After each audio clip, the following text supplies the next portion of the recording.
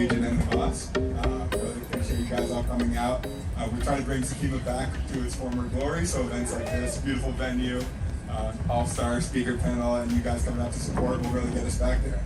So before we get into why we came today, I'll introduce myself and VideoAmp. I'm Eric Seigelfest, and I work at VideoAmp, and we work with brands and agencies to maximize their media efficiency. So we do things like media activation that leverages data in our platform to make sure that media channels are working together rather than in silos. Then we take that a step further by doing measurement and attribution to help clients and brands understand the impact of their advertising and how that's driving business outcomes. So enough about me. If you want to talk a little more after this, more than happy to do so.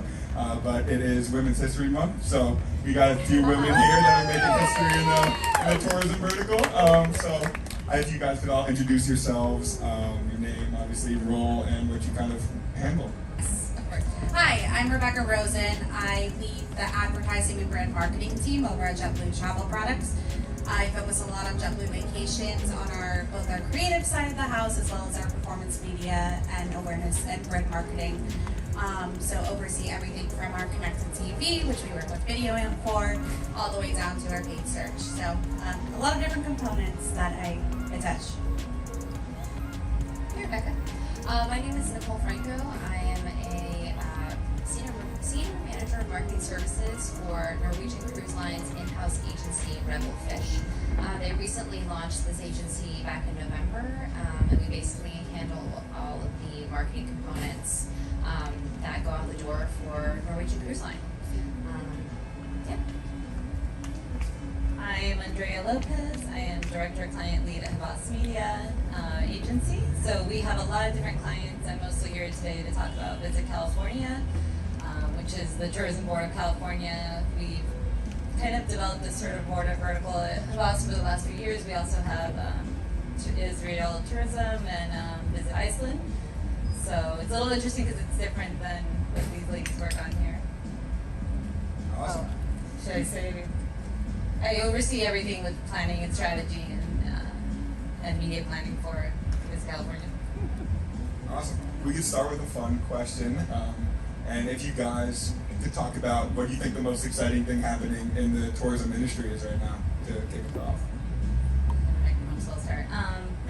So I think what's interesting about tourism, especially post-pandemic, well, obviously, first of all, that it's coming back, or that it's back at this point, as you can see by Miami Beach, I'm sure.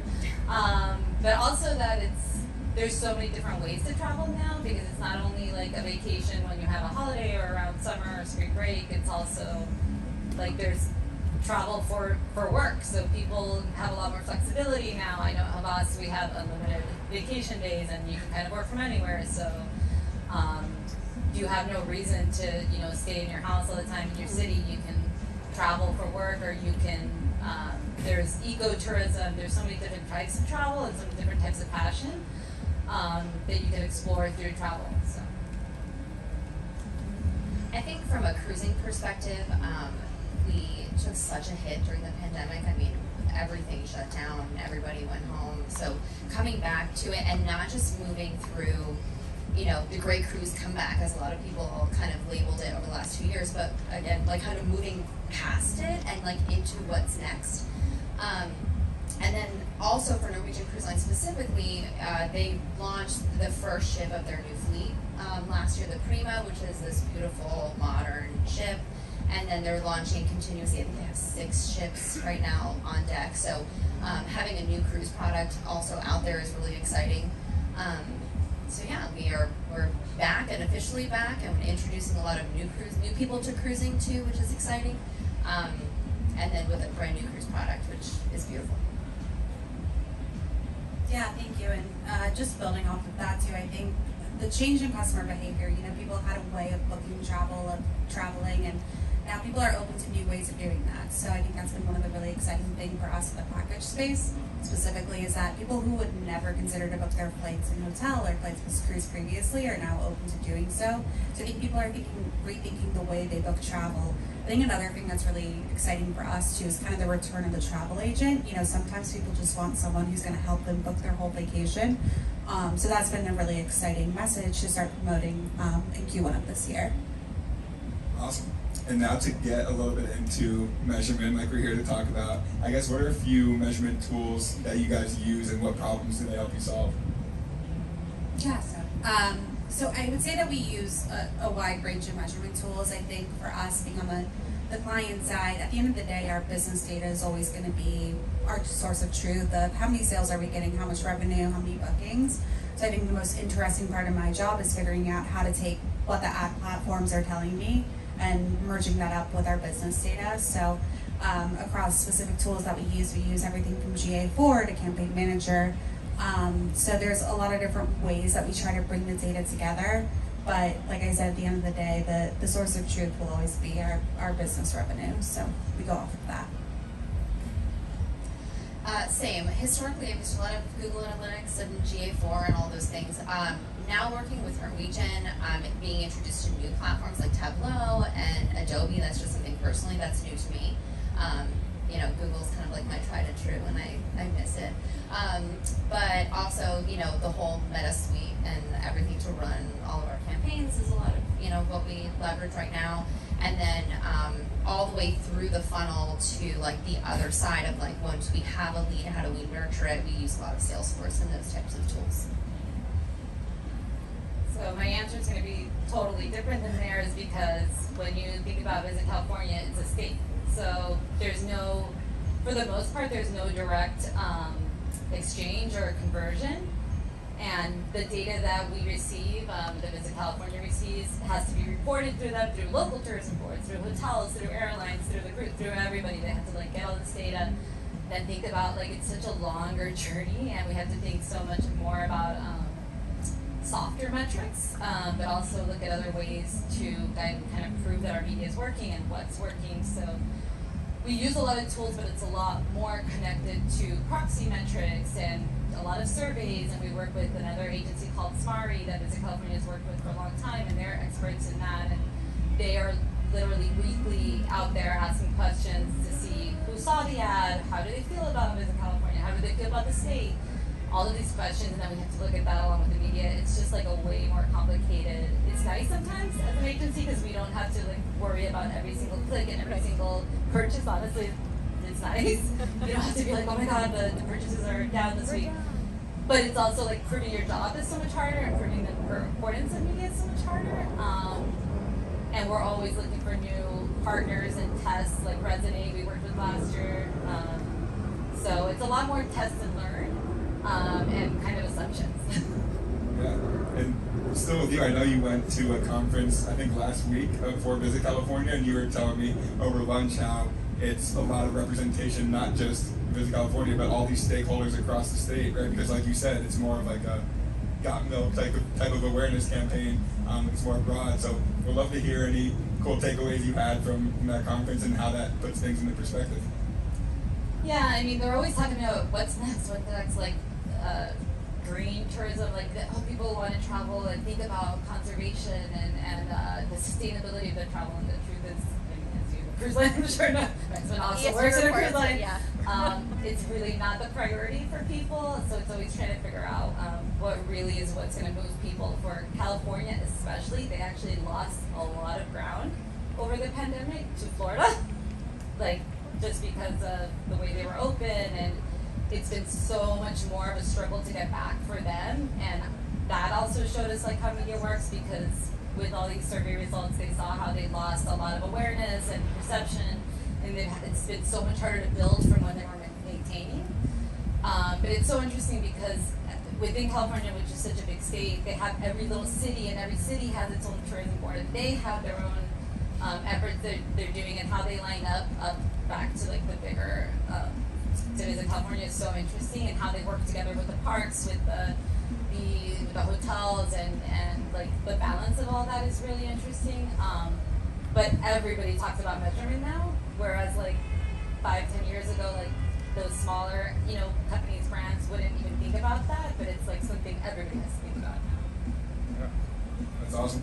I think for Nicole and Rebecca, it would be interesting to hear, both of you having worked kind of not on the brand side, but now being the client in some cases to an agency. How do you manage communicating the language of media and advertising with the language of business and, you know, CFOs and managing budgets and all those kinds of things to prove that what you're doing is effective and working.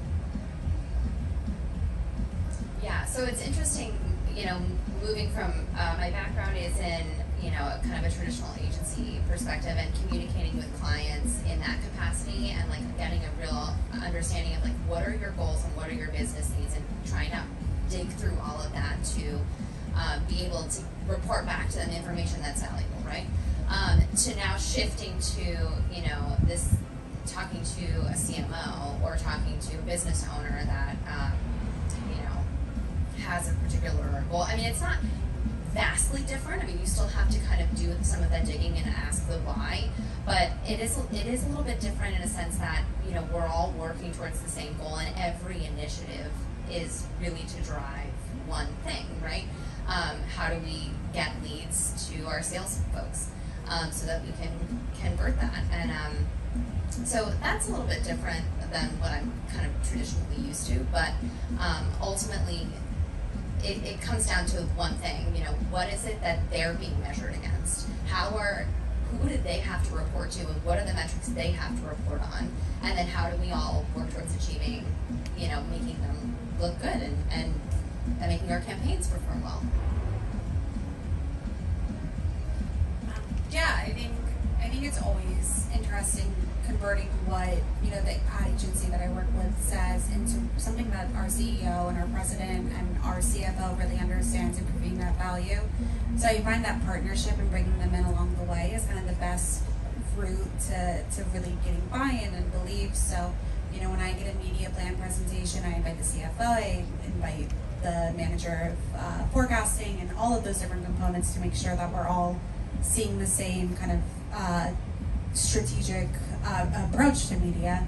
I think from a results standpoint, you know, it's definitely varies depending on the time of year, but at the end of the day, it's if you can see that results in our business data, then it's really easy to kind of prove that value out and really showcase what media and marketing can do. Awesome. Thank you guys. I think wanted to pivot a little bit. Andrea actually sparked a thought in my head. It feels like a lot of travel and tourism creative is very similar. You know, you got kids playing in the pool or, you know, pretty looking adults playing in the casino or whatever it is. So I guess I know, you know, maybe Andrea not as much. I know you probably have a little bit of the hand in the creative, but I know Rebecca and Nicole 100% are in that. So I guess how do you and your brands differentiate yourselves against the competition when it comes to creative? Yeah, it's a great question. I think for us, we've always differentiated ourselves on service, and that's kind of what makes JetBlue different is really bringing humanity back to air travel, and that's our brand mission, what we were founded on.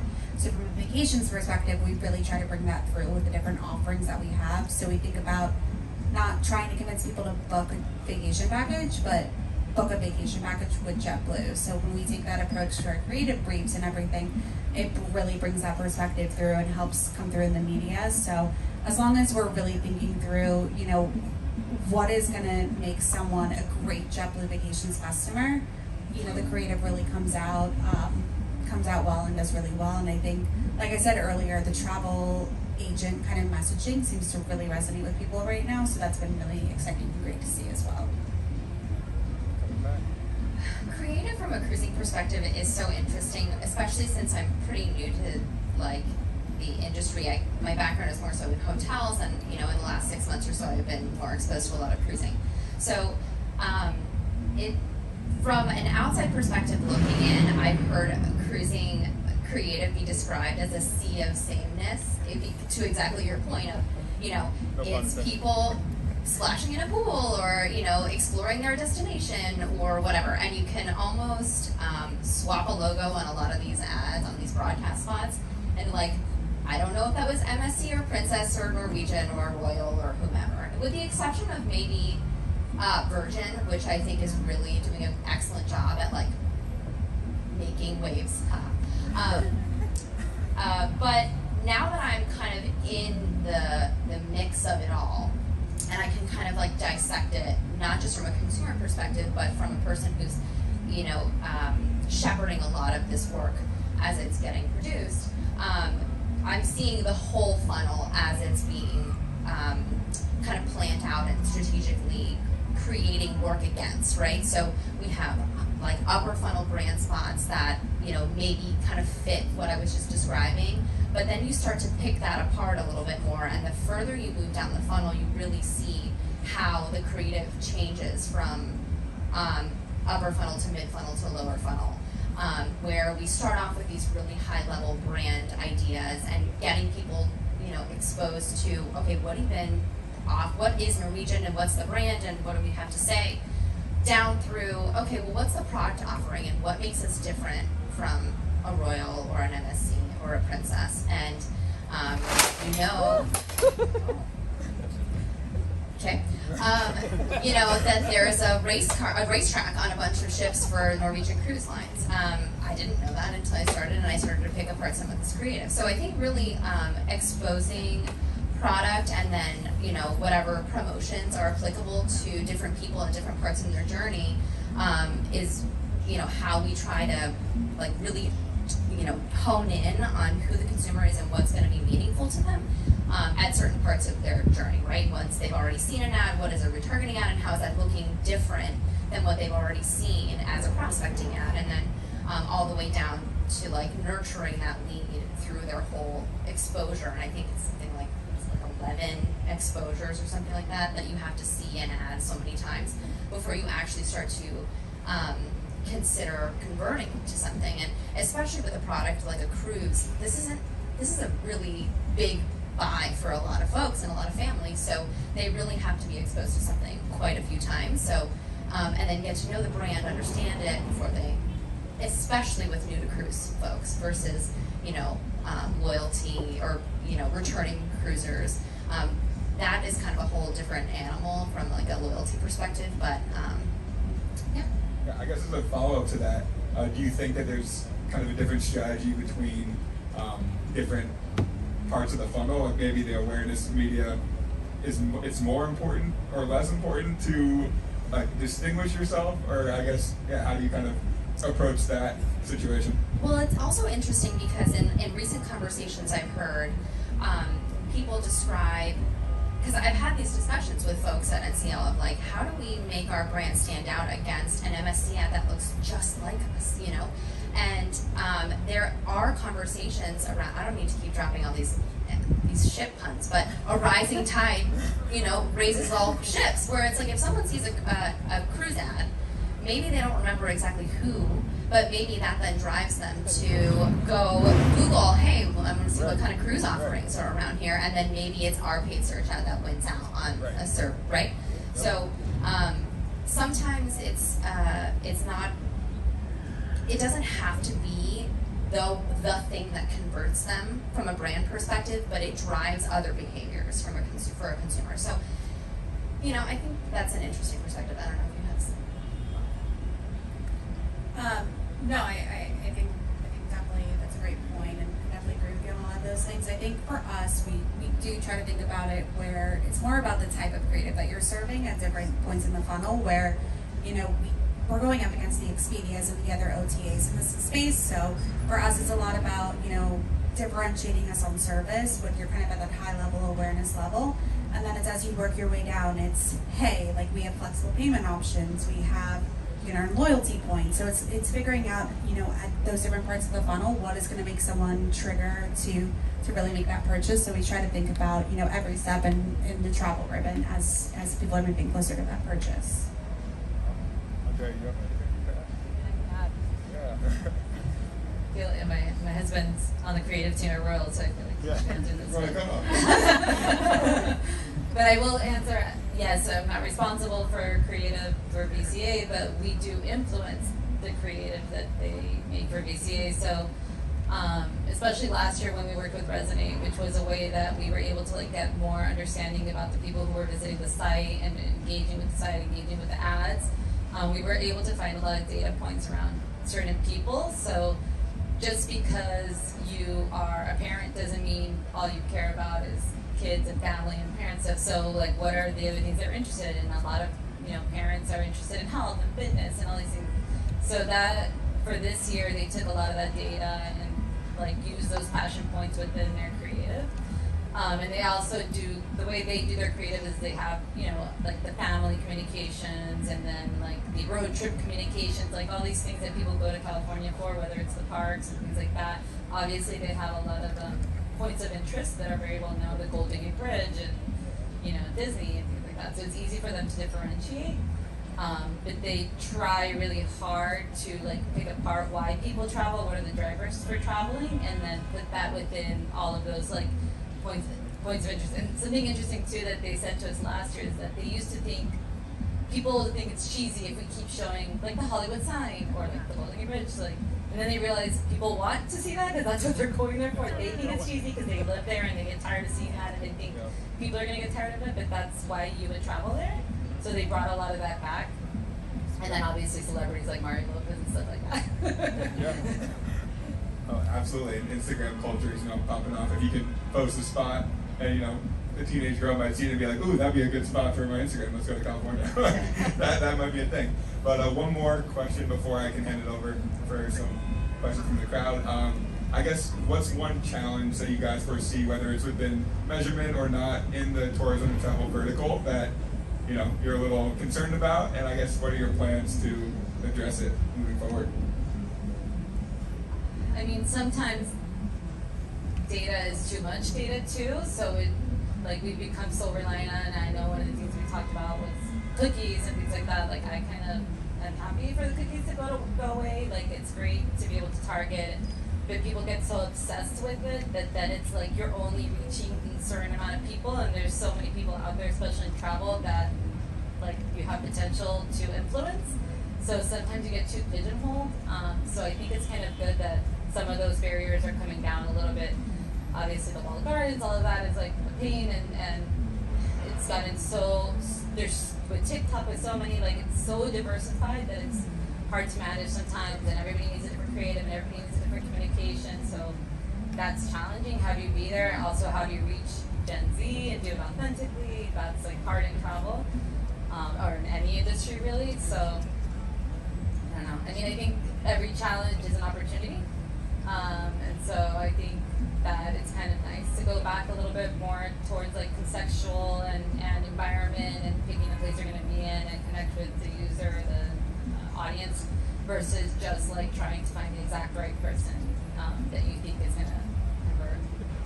I love that you said that. And I feel like, you know, when the challenge comes up, sometimes the industry is forced to adjust, and that is for the better. You know, and quick plug, I guess, you know, I don't know if I'm actually, you guys hear me? Yeah. Okay. Yeah. But, you know, certain things are happening with Nielsen, lost accreditation with the Media Ratings Council, and I think the industry is shifting toward, okay, well, we need a new source of measurement, and, you know, companies like VideoAmp, iSpot, ComScore are kind of stepping up with a different way to do TV measurement and cross-screen measurement. So sometimes when that challenge arises and people start to talk about this challenge, then, you know, special things happen because, like you said, challenge presents opportunity. So love that attitude. I think something that from an industry perspective is really not just cruising, but like for everybody, particularly in hospitality and tourism, is you know, what kind of regulations are on the horizon for us from a TikTok and like the government regulating, you know, different sort of platforms that we have access to and how we communicate with potential consumers. And, you know, I don't know what's going to happen. I don't think there's anything I can do to influence that, but I'm really curious to see what kind of precedent it sets for this particular app, and then, you know, whatever could be developed in the future.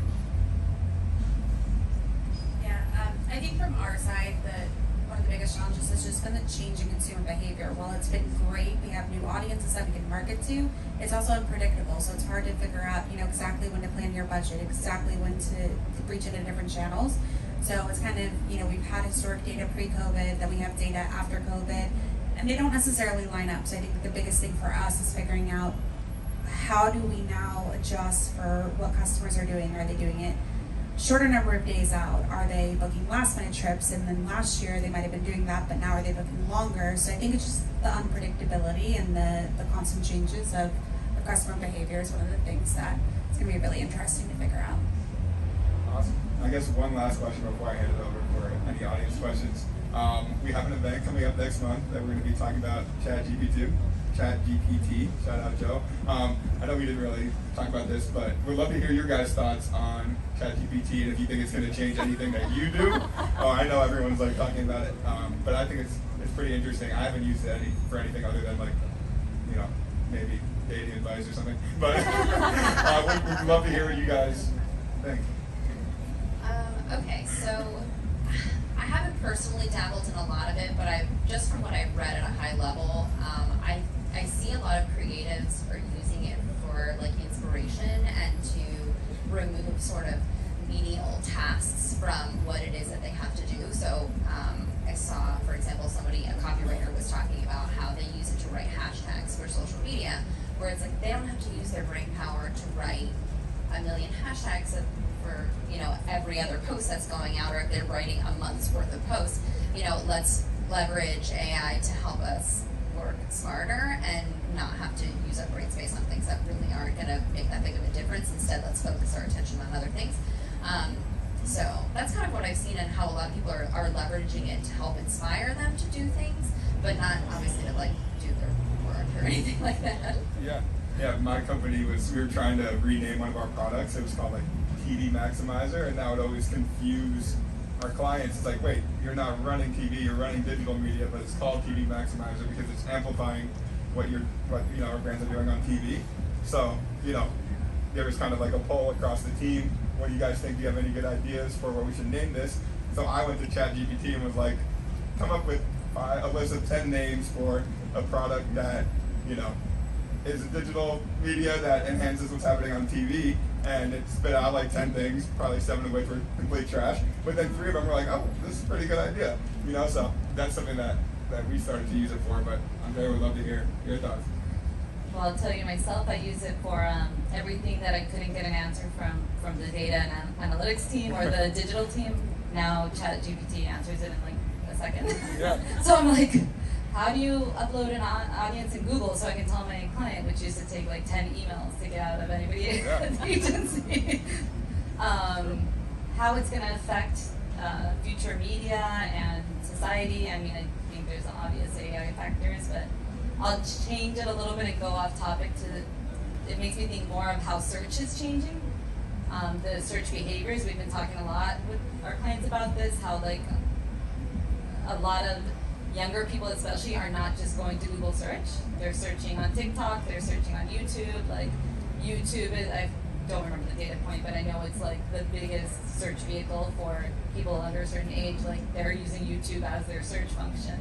Or they search on Instagram. I know when I want to look at design, I'm searching on Instagram and maybe not Google search. So like that function that paid search served before is kind of like also more diversified and also going to make our jobs harder, but that behavior is definitely changing, and I think ChatGPT is like a good indicator of that.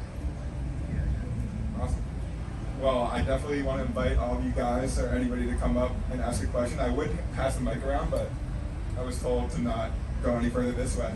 So, anybody have any questions you want to come up, or even just shout from the audience for our panelists? Yeah.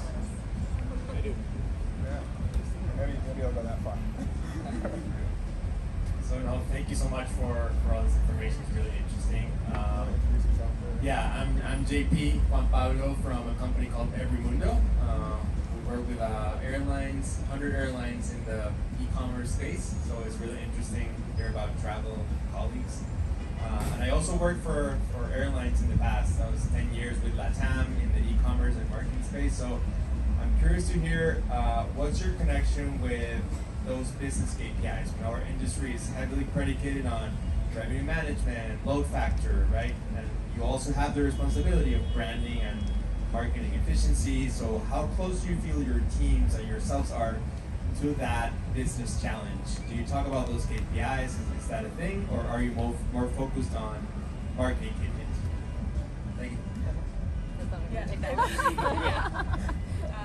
That's a great question. I think from our standpoint, yes, we are very focused on the business KPIs and meeting our revenue targets.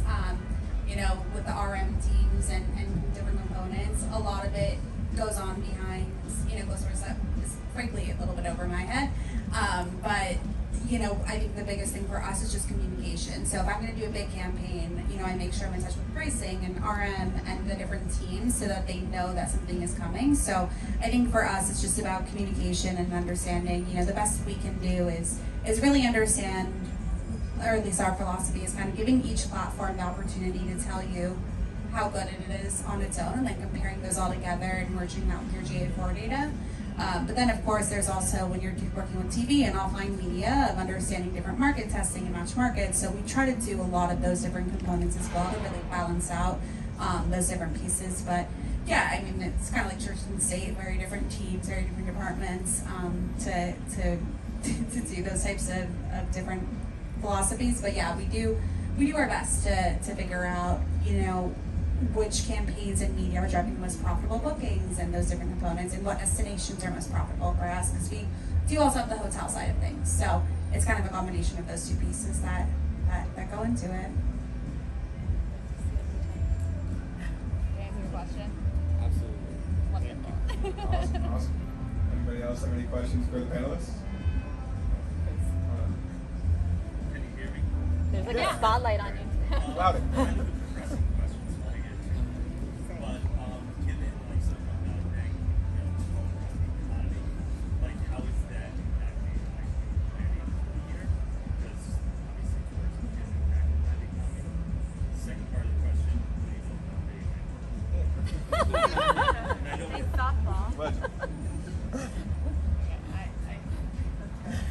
I think, we started thinking about it last year of, okay, if we go into a recession, what is going to be the most important message to customers? And it's really the value. So you can get the best price without sacrificing the experience. And that's what, we did our creative shoot around, and that's really our brand promise, is that we're going to give you the maximum value for, what you're spending on your vacation.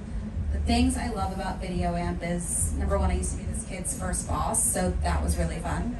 And then I think another thing for me that is great about VideoAmp is just it's centering on measurement, and really, that being built out from the beginning. I think when connected TV first came out, we were all relying on DCM to understand, but then you can never do cross-device measurement. So I think what VideoAmp did in building it off of FlyBrand was just a really great solution, and is something that we can really utilize them for and build off of. Yeah. Well, I think what it means is we're going to get later and later briefs for sure. The client's going to keep telling us we have to wait because we don't know what's going to happen. But I don't know. I mean, I think travel has become such a priority for people that it's not a business that's going to go away. I mean, even during the pandemic, people were just itching to travel, and I think, of course, there's going to be ups and downs, but I think it's something that people do to treat themselves, and like they're going to keep finding ways to spend and to go, and so I think we'll get through it. We're not seeing, for my side, we're not seeing that much of it right now, like that much fear, but we'll see. And for me, working with VideoAmp, I think they're so solutions focused. Like, I think Eric for sure is always asking, like, what's working, what's not working, what can we do better, what is the client worried about, what are the challenges, is it extending TV, is it they want more frequency, is it they want less frequency, is it deduplicated, like, but they are like real partners, and especially because there's honestly a lot of video vendors out there, and a lot of times when we have meetings all the time with new vendors, and I honestly tell them, like, there's so many CTV vendors, it's hard for us really to differentiate. I always ask, like, what makes you different? And I think VideoAmp has like a lot of partnerships and premium inventory that we see comes off in the metrics, and if something's not working, then they'll find a way to make it work. So just to echo your sentiments, I haven't seen a ton of movement yet, at least internally from an economic perspective, but I think there's a lot of different levers that you can start to pull if there is any sort of fear or anything that's starting to bubble up to the surface. And we constantly are getting feedback, like live feedback from our sales teams to see like if customers cancel a cruise, why, and then we kind of get a sense of what that looks like. And so far it's been pretty, par for the course. But I think from those levers that I was referencing, is it then finding new audiences who do still have the ability to travel, or is it, offering finance programs for folks, or a different type of a finance product that helps them still want to prioritize travel, particularly after the couple years that we all just went through. I think it is really important to folks, and we see that in how consumers are purchasing cruising now. So. Appreciate the Oh, shout out. and I Thank you. have not worked with VideoAmp yet, so maybe right. in the Keyword. future. Anybody else? Any questions? Maybe one last one? I don't know question, Okay. but I just wanted to chime in. I'm Janelle. I did 25 years with American Express Travel Service and Platinum and Journey, so I know your industry very well. I just wanted to give you a little feedback. You were saying, how do we get analytics? Think of your travel industry, travel agents. They're a good resource for you guys to be able to give you feedback, because conglomerate like Havas would have great analytics to share, and we love tourism companies. So, coming in and thinking of the little travel agent, we'll give you a lot of feedback. So, I just want to say that. Awesome. Thank you. Any other questions or anyone last one before we wrap it up? No? All set? Alright. Well, thank you guys so much. Thank you guys all for hanging out, and I know we have until 10, so grab a drink. I know I handed out some drink tickets. I have a few myself, and passing some food around, so yeah, let's mingle.